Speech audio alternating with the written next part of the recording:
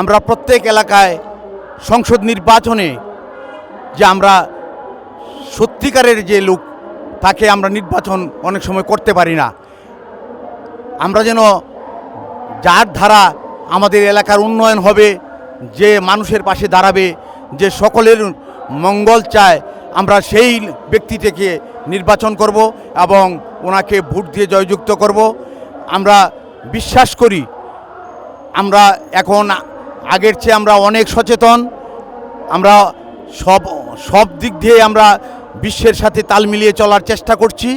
তাই আমরা আগামী সংসদ নির্বাচনে আমরা মানুষ যে নাকি মানুষের মঙ্গল করবে, যে মানুষ সেই মানুষটিকে সত্যিকারের মানুষটিকে বের করে আমরা সেই সত্যিকারের মানুষটিকে ভোট দিয়ে প্রতিষ্ঠিত করব এবং আমাদের স্বপ্নগুলো যেন পূরণ করতে পারে সেই সংসদ সদস্যকে আমরা ভোট দিয়ে জয়যুক্ত করব।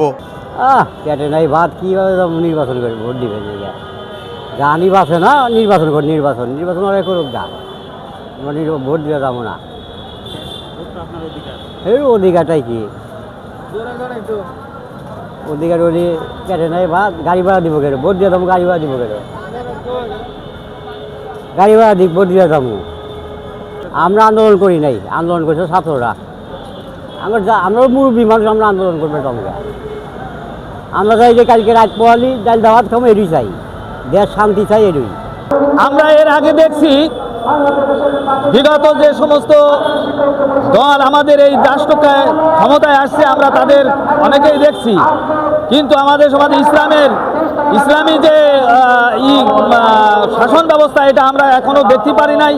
এই জন্য আমাদের আশা যে এবার আমরা যারা ইসলামী সমাজ ব্যবস্থায় যারা এগিয়ে আছে এবং যেমন জামাত ইসলাম আছে, ইসলামী শাসনতন্ত্র আন্দোলন, এরকমের যোগ্য ব্যক্তি এবং ধর্ম ভীরু এমন ব্যক্তিদেরকে আমরা দেখতে চাই, যাদের মাধ্যমে একটা ইসলামী সুব্যবস্থা প্রতিষ্ঠিত হয়, এমন দলদেরকে দেখতে চাই।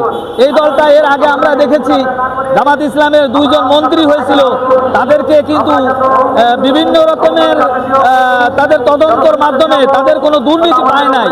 এজন্য আমার কাছে মনে হয় যে এই ইসলামী দলের মধ্যেই এই ভালো লোকগুলো আছে।